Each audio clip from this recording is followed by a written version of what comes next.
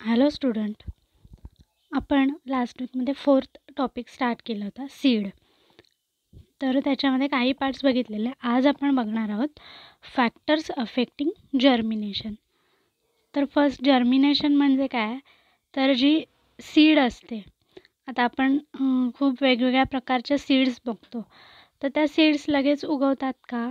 किंवा त्याच्यातनं कुठेही त्या ठेवल्या तरी प्लांट येतं का त्याच्यातनं? नाही येत. समजा आपण त्यांना कुठल्या तरी डब्यात ठेवून दिलं, कुठेतरी असंच ओपन स्पेसमध्ये ठेवून दिलं, तर त्याला येतात का झाडं? नाही येत. तर जेव्हा ते सॉईलमध्ये जातात, त्याच्यानंतर त्यांना पर्टिक्युलर मॉइश्चर म्हणजे जे काही पाणी वगैरे असेल ते मिळतं. त्याच्यानंतरच मग त्याच्यातून झाड तयार व्हायला सुरुवात होते. मग ते जी प्रोसेस असते त्याला जर्मिनेशन म्हणतात. तर त्यातलं फर्स्ट फॅक्टर आहेत एक्सटर्नल फॅक्टर. त्याच्यात फर्स्ट आहे वॉटर और मॉइश्चर. तर जसं की मी आता म्हटलं, जेव्हा आपण ते जे सीड असेल ते सॉईलमध्ये टाकून त्यांना पाणी देतो, किंवा ती सॉईल जर समजा आपण पाणी नाही घातलं आणि ती जर सॉईल ओली असेल तरीसुद्धा त्याच्यातनं लगेच ते जे काही झाड असेल ते तयार व्हायला सुरुवात होते. मग हे कसं काय होतं? तर ती जी सीड असते ती सीड काय करते, वॉटर आहे ते ॲब्झॉर्ब करून घेते आणि त्याच्यानंतर स्वेलिंग होतं. म्हणजे ती सीड असेल ती फुगते आणि त्याच्यातनं मग काय होतं, तर जो एम्ब्रियो असतो त्याच्या ज्या टिश्यूज असतात त्या टिश्यूंचं सॉफ्टनिंग होऊन मग तिथे प्लांटची ग्रोथ व्हायला सुरुवात होते. ओके. त्याच्यानंतर नेक्स्ट आहे temperature. A suitable temperature is necessary for proper germination. जसं वॉटर गरजेचं असतं, सेम तसंच टेम्परेचरसुद्धा तेवढंच गरजेचं आहे. का? त्याचं कारण काय असेल, तर समजा खूप हाय टेम्परेचर असेल आणि तिथे आपण सीड्स घातल्या आणि पाणीसुद्धा घातलं तरी काय होईल, मग उन्हामुळे सगळं जे काही पाणी असेल ते इव्हॅपोरेट होऊन जाईल आणि मग काय होणार त्याच्यामुळे, तर त्या सीडला जेवढं मॉइश्चर पाहिजे तेवढं मॉइश्चर मिळणार नाही. त्याच्यामुळे टेम्परेचरसुद्धा तेवढंच गरजेचं असतं. तर मिनिमम टेम्परेचर आणि मॅक्झिमम टेम्परेचर आपल्याला सांगितले 0 डिग्री सेल्सिअस टू 50 डिग्री सेल्सिअसपर्यंत एवढं टेम्परेचर असतं आणि ते प्रत्येक प्लॅन्टसाठी वेगवेगळं टेम्परेचर गरजेचं असतं. आणि नॉर्मल सगळ्या प्लांट, जास्तीत जास्त प्लांटसाठी किती लागतं, तर 25 टू 30 डिग्री सेल्सिअस एवढं टेम्परेचर गरजेचं असतं. त्याच्यानंतर थर्ड आहे ऑक्सिजन. तर ऑक्सिजनसुद्धा तेवढाच गरजेचा असतो. त्याच्यामुळे काय होतं, तर त्यांच्या ज्या ॲक्टिव्हिटीज असतात, जे त्या सीडमधून पुढे प्लांट तयार होणार आहे त्याच्यासाठी ऑक्सिजनसुद्धा गरजेचा ठरतो. त्याच्यानंतर फोर्थ आहे लाईट.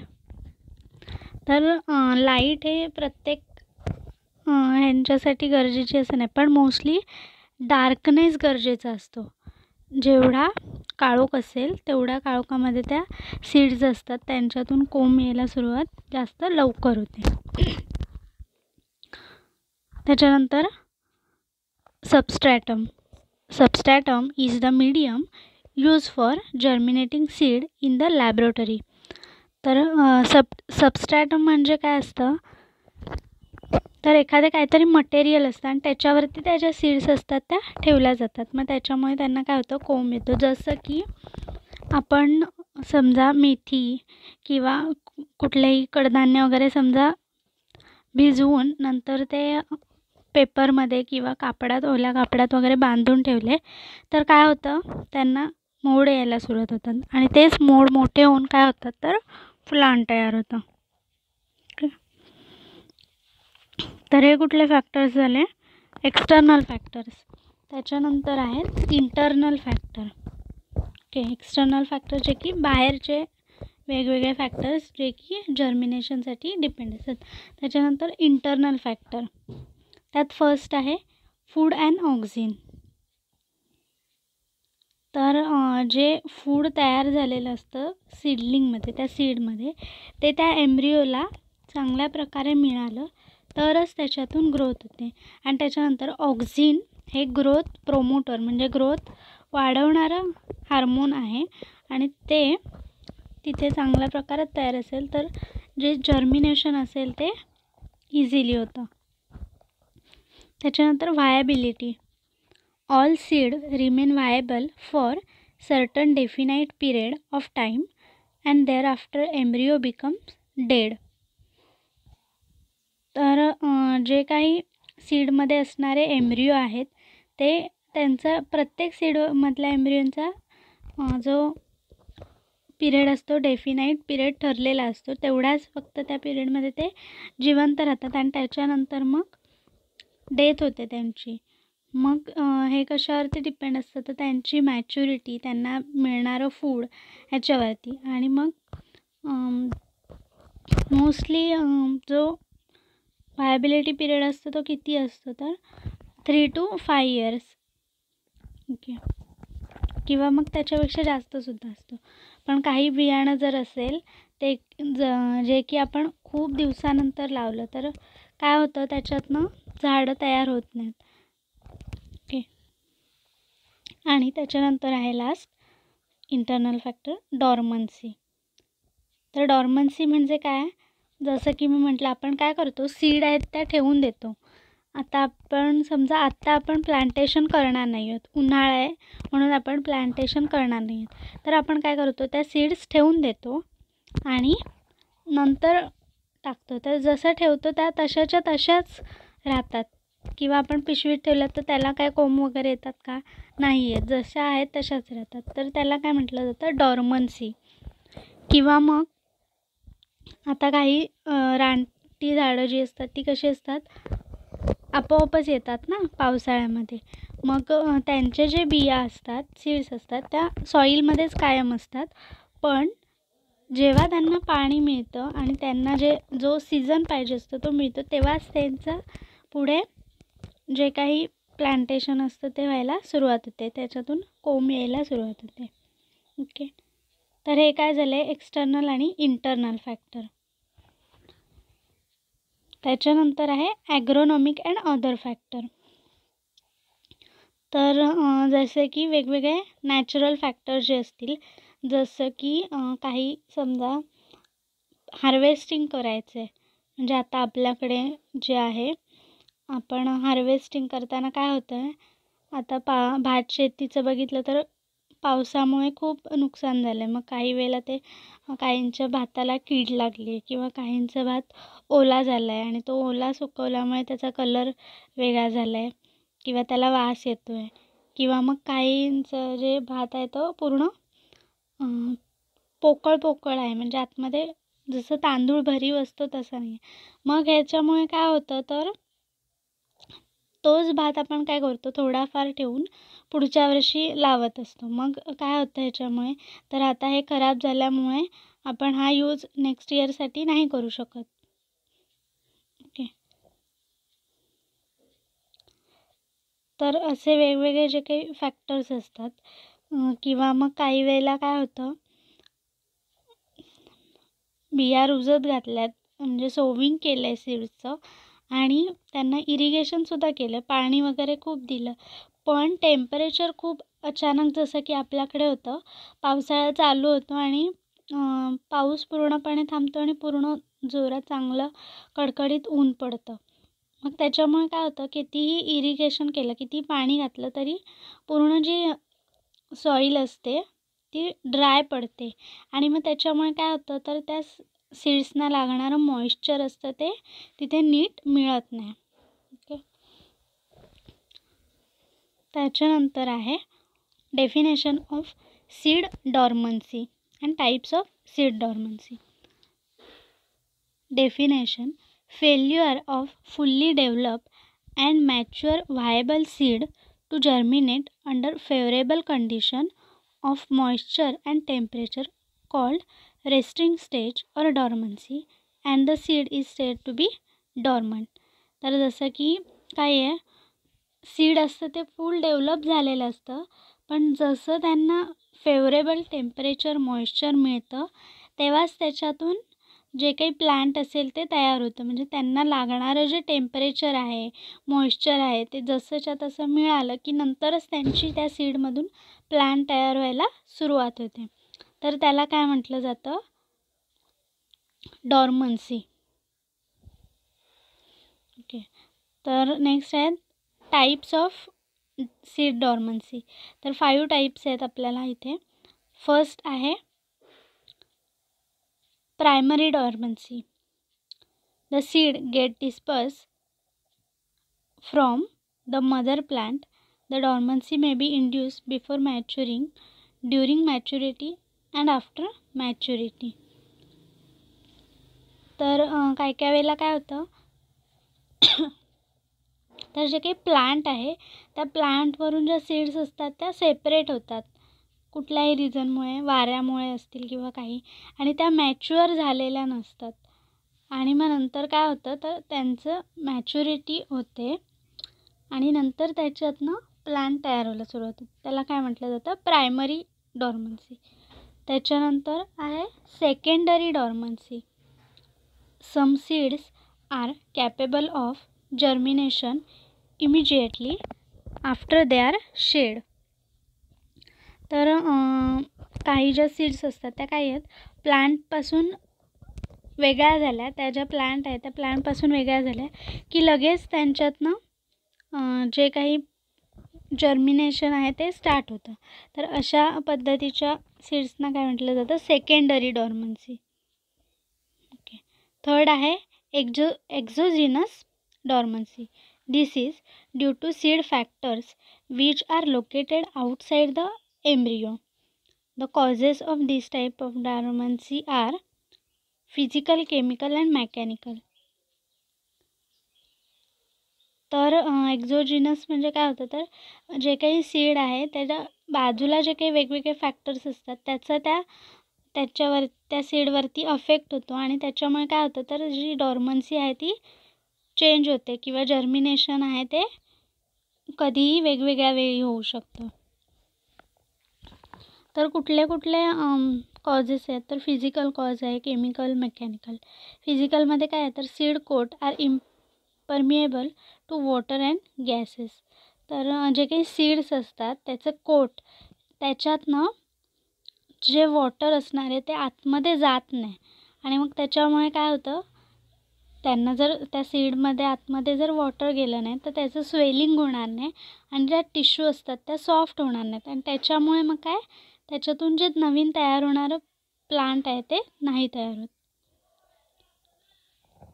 त्याच्यानंतर केमिकलमध्ये काय आहे तर वेगवेगळे केमिकल्स असतात जे की इनिबिटर असतात, म्हणजे ग्रोथ स्टॉप करतात आणि त्याच्यामुळे मग काय होतं जी वाढ असेल ती होत नाही. त्याच्यानंतर आहे fourth endogenous dormancy. This type of dormancy is due to factors located in the embryo. तर ही जी डॉर्मन्सी आहे ते कशामुळे तर आतमध्ये जे काही असणारे जे वेगवेगळे फॅक्टर्स असतात सीडच्या आतमध्ये एम्ब्रियोमध्ये त्याच्यामुळे ही डॉर्मन्सी असते. ड्यू टू लो और हाय टेम्परेचर रिक्वायरमेंट. जसं त्यांना टेम्परेचर पाहिजे त्याच्यापेक्षा लो असतं किंवा हाय असतं त्याच्यामुळे, किंवा मग त्याच्यामध्ये असणारं जे हार्मोन्स आहेत ग्रोथ हार्मोन्स त्यांच्यामुळे असू शकतं, किंवा जो एम्ब्रियो आहे तो वेल डेव्हलप झालेला नसेल, इमॅच्युअर असेल तर त्याच्यामुळे सुद्धा होत नाही. आणि जी लाईट डिपेंडन्स डॉर्मन्सी असते त्यांना जसं लाईटची जेवढी आवश्यकता आहे तेवढं जर मिळत नसेल तर त्याच्यामुळे सुद्धा डॉर्मन्सी पिरियड चेंज होतं. त्यानंतर आहे कंबाईंड डॉर्मन्सी, लास्ट आहे. This dormancy may be due to combination of 2 or more factors. तर हे जे आपण 4 फॅक्टर्स बघितले त्यातले कुठल्याही 2 फॅक्टर्सचं कॉम्बिनेशन किंवा त्याच्यापेक्षा जास्त फॅक्टर्सचं कॉम्बिनेशन एकत्र होतं तर त्यांना काय म्हटलं जातं? कंबाईंड डॉर्मन्सी. म्हणजे एक्झोजिनस डॉर्मन्सीसुद्धा आणि एंडोजिनस डॉर्मन्सीसुद्धा दोन्ही एकत्र होतात तर त्यांना काय म्हटलं जातं? कंबाईंड डॉर्मन्सी. ओके. त्याच्यानंतर नेक्स्ट पॉईंट आहे मेथड्स ऑफ ब्रेकिंग सीड डॉर्मन्सी. तर जी सीड डॉर्मन्सी असते ती ब्रेकिंग करण्यासाठी वेगवेगळ्या मेथड्स आहेत. तर फर्स्ट आहे स्कॅरिफिकेशन. तर फर्स्ट प्री चिलिंग. तर प्री चिलिंग म्हणजे काय असणार आहे? प्री म्हणजे आधी आणि चिलिंग म्हणजे त्याला थंड केलं जातं. The seed are place in contact with the moist substratum at a temperature of 5 degree Celsius to 10 degree Celsius for 7 days for germination. Okay. तर ह्याच्यामध्ये काय केलं जातं? तर जे सबस्ट्रॅटम असेल म्हणजे जसं की मी म्हटलं आपण कडधान्य ठेवतो, थोडं भिजवतो आणि त्याच्यानंतर काय करतो त्याला ओल्या फडक्यात बांधून ठेवतो. मग नंतर काय होतं त्याला मोड येतात. सेम तसंच काय केलं जातं, कुठला तरी एक सबस्ट्रॅटम घेऊन जसं की ओलं फडकं, टिश्यू पेपर किंवा फिल्टर पेपर, हे जे पेपर्स असतात ते घेऊन त्यांना काय केलं जातं तर त्याचं temperature 5 degree Celsius to 10 degree celsius एवढं कमी टेम्परेचर ठेवलं जातं. म्हणजे जास्त थंडपणा तिथे दिला जातो आणि ते काही वेळेला 7 दिवसांपर्यंत वगैरे ठेवलं जातं आणि त्याच्यातनं मग काय होतात मोड यायला सुरुवात होते आणि मग ते नंतर काय केले जातात सॉईलमध्ये लावले जातात. फॉर एक्झाम्पल काय काय आहे तर कॅबेज आहे, कॉलीफ्लॉवर आहे, सनफ्लॉवर, ब्रॉड बीन असे वेगवेगळे एक्झाम्पल्स आहेत त्याचे. त्याच्यानंतर आहे प्री ड्राईंग. आता आधी काय बघितलेलं आपण प्री चिलिंग म्हणजे चिल म्हणजे काय थंड. आता इथे ड्राईंग म्हणजे काय असणार आहे तर त्याला थोडी हीट दिली जाते. The seed should be dried at a temperature not exceeding 40 degree Celsius. तर 40 डिग्री सेल्सिअसपर्यंतचं टेम्परेचर देऊन म्हणजे जास्त हीट दिली जाते आणि त्याच्यानंतर ते 7 daysपर्यंत ठेवले जातात. मग त्याचं जर्मिनेशन व्हायला सुरुवात होते. ह्याचं एक्झाम्पल काय की आहे तर मेज, लेट्यूस हे एक्झाम्पल्स आहेत. त्यानंतर आहे third pre washing. In some seeds germination is affected by naturally occurring substances which act as inhibitors. These can be removed by soaking and washing the seed in water before placing the germination. तर काय केलं जातं ते जे seed असतं त्याच्यामध्ये काही inhibitors असतात जे काय करतात तर जी ग्रोथ असते ती जास्त वाढून देत नाही, स्टॉप करून ठेवतात. म्हणून मग काय होतं जर्मिनेशन होत नाही. मग वॉशिंग वगैरे केलं की ते जे इनिबिटर्स असतात ते रिमूव्ह होऊन जातात आणि नंतर जी काही जर्मिनेशनची प्रोसेस असेल ती पुढे कॅरी होते. त्याच्यानंतर आहे pre soaking. Some seeds fail to germinate due to hard seed coat. Such seeds should be soaked in warm water for some period so as to enhance the process of inhibition. For example, chili, sababul and wing bean. तर pre soaking म्हणजे काय तर त्यांना warm वॉटरमध्ये soak करत म्हणजे थोडंसं कोमट पाण्यामध्ये टाकून ठेवल्या जातात त्या सीड्स असतील त्या आणि त्याच्यानंतर त्या काढून मातीमध्ये रुजत घातल्या जातात. ओके. आणि लास्ट आहे रबिंग और पंक्चरिंग सीड कोट. तर काय केलं जातं जे सीड आहे ते हातात घेऊन त्याला रबिंग म्हणजे एकतर रफ सरफेस असेल म्हणजे असं खरबरीत जिथे सरफेस असेल तिथे त्या सीडना घासायचं किंवा मग जे सीड कोट आहे ते सोलून काढायचं आणि त्याच्यानंतर मग जे काही जर्मिनेशन असेल ते पुढे कॅरी होतं. फॉर एक्झाम्पल काय काय सांगितलं तर कोरिएंडर, कॅस्टर और चिली. तर जसं की हे आपण धणे घालतो रुजत तर ते अख्खे धणे घालतो का नाही घालत कोथिंबीर येण्यासाठी तर त्यांना काय केलं जातं अर्धे अर्धे कट केले जातात आणि ते रुजत घातले जातात. त्याच्यानंतरच त्याच्यापासून कोथिंबीर तयार होते. ओके. तर हे काय झालं स्कॅरिफिकेशन. नेक्स्ट आहे स्ट्रॅटिफिकेशन. In some seeds, after ripening, low temperature and moisture condition require in artificial स्ट्रॅटिफिकेशन. तर काही वेळेला काय होतं, तर मॅच्युअर सीड असेल तर त्यांना टेम्परेचर आणि जे काही मॉइश्चर असेल ते आर्टिफिशियली देणं गरजेचं असतं. जसं की आपण असे ते ग्रीन कलरचे हाऊसेस बघतो, वाफे म्हणतात त्याला. तर त्याला वरून ग्रीन किंवा व्हाईट कलरचं कापड असं गोल ते असतात, गादी वाफे. तर त्याच्या आतमध्ये झाडं लावली जातात. मग ते काय होतं, तर तिथे आपल्याला जसं टेम्परेचर पाहिजे तसं आपण तिथे देऊ शकतो.